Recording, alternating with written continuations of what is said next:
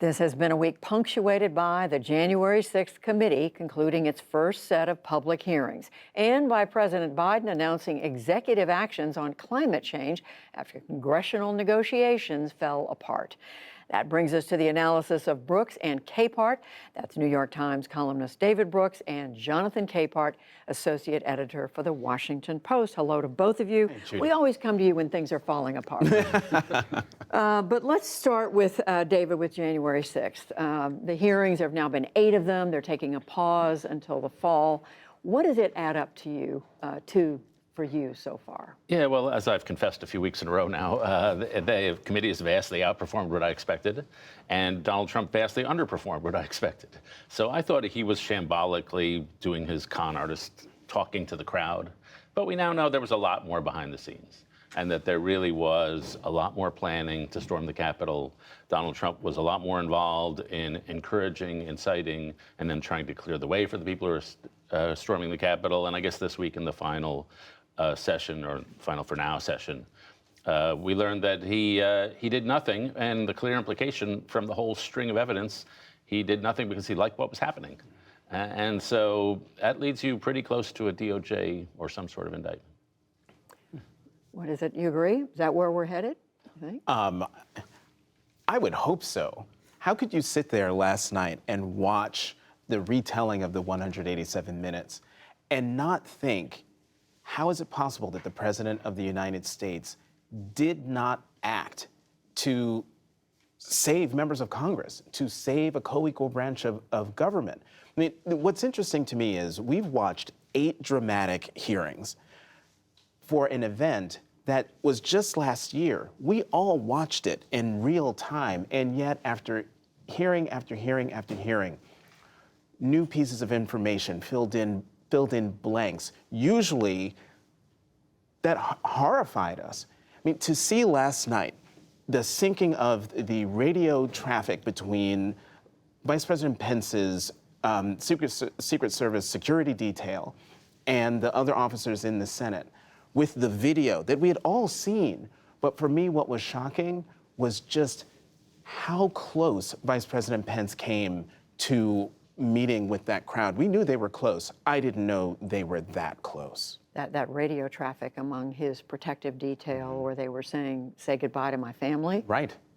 You had to stop and take a breath. These are people whose job it is to protect the life and to take a bullet for the principal. If they're afraid, that should tell you just how dangerous that situation was. David, I asked former Senator Doug Jones, former Congresswoman Barbara Comstock a few minutes ago, if we measure success of this committee by what happens to former President Trump, how do you define what constitutes success? I think, as Senator Jones said, they've already succeeded. I think it's the most credible seeming congressional hearing in decades for me. I think they've done quite a credible job of not overplaying their hand, with a few exceptions, and they've just risen to the occasion. Now, by that measure, I think they've done a successful job. They laid it out for the country in an objective way as it's possible in this partisan era. Now, will they succeed if they think they're going to get Donald Trump off the scene? There, I'm far less clear. Yeah. And so, there was a poll by the Casper Star Tribune. Liz Cheney's running for re-election. The polls showed her 22 points behind her Trump-supported backer. And why is she behind? Why do voters, 60% said they are less likely to vote for her because of she's participating in these hearings. And the most interesting part of the poll was why. It's not because they're all Trump loyalists. It's because their worlds are falling apart and they think this is a distraction. Inflation is causing a dramatic and massive reduction in people's lifestyles and living standards. And it's not that they love Donald Trump necessarily, but they're saying, my life is falling apart. What are you doing? What are you doing for me? And so there is a big disconnect. It's one thing to have a hearing in a state of normalcy, but when the country's in a state of economic crisis, a lot of people are going to say, hey, what about me? Let's deal with me. And it is the case, Jonathan. Some people are riveted by these hearings, and others are not paying attention at all. Right, but that doesn't mean that these hearings shouldn't happen. That doesn't mean that Congress should not investigate. I understand that people are worried about inflation and now lowering gas prices and other things that affect them personally, but the health of our democracy is at stake. And Congress must be able to do, has to be able to do all these things at the same time. These hearings are not necessarily about knocking Donald Trump off his pedestal or any sort of short-term game. I have always viewed these hearings as a play, laying down a marker for history, because 20 years from now, we're going to be surrounded by people for whom they either never saw what happened on January 6th or they barely remember what happened. And folks, we need an accounting of what happened on that day so that people never forget how close we came to losing everything, and also why this danger isn't over. As Van Totenhoven, the former Oath Keeper guy, said in testimony, that this is not over. Yeah. Which and we could still see, as we know, David, former President Trump running for re-election again. Yeah, I try to game out, if he is indicted, what will the public reaction be? On the one hand, for the reasons Jonathan explained, they could just be, well, we need to protect our democracy and let the politics be damned. On the other hand, faith in institutions is so low, and there are so many people who think it's all a rigged game. I saw a poll of young people, and this is not left or right, nearly half of young people believe it's not worth voting because your vote has no matter on how we're governed. And so that's just an incredibly high level of cynicism. Will it look to people like a group of people are trying to usurp an election? I genuinely don't know what the political effect of that would be. But part of it is, I think, some of the cynicism is they've seen what Donald Trump did for 4 years and nothing's happened to him. I mean, that's one thing you hear is like, how could he do all these things and he's not in jail? He hasn't been arrested yet. That also plays into it. And not only that, running for an election. Running again.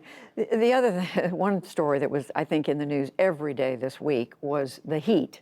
The United States is baking, much of the United States, much of Europe, the rest of the world, David, and yet we see here in Washington, President Biden's climate agenda fell apart. There just aren't the votes. Joe Manchin, West Virginia, was a big part of that. We don't know what might have happened if he had stayed on board, but what's realistic now when it comes to climate change? Do we just say, gee, it's hot, and then move on to the next subject? I mean, yeah, I defended Joe Manchin. I'm going to do it a little like, you know, Joe Manchin's a senator from West Virginia. What are you going to do? You're not going to get a more pro-climate change senator elected from the state of West Virginia. So Joe Manchin's being West Virginia. You know, I do think if you take the long arc of this thing, early days Clinton thought, and most economists think, the way to address climate change is to make carbon more expensive.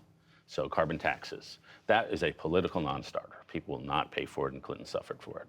The number two, which was what Biden tried to do, is to make renewables less expensive. And that was Build Back Better. And it was a very plausible, and I think a very good agenda, which is still sitting out there someday for maybe some future Senate. But in the meantime, why don't we try to do things that we can do in our political climate? And Fareed Zakaria had a good column on this.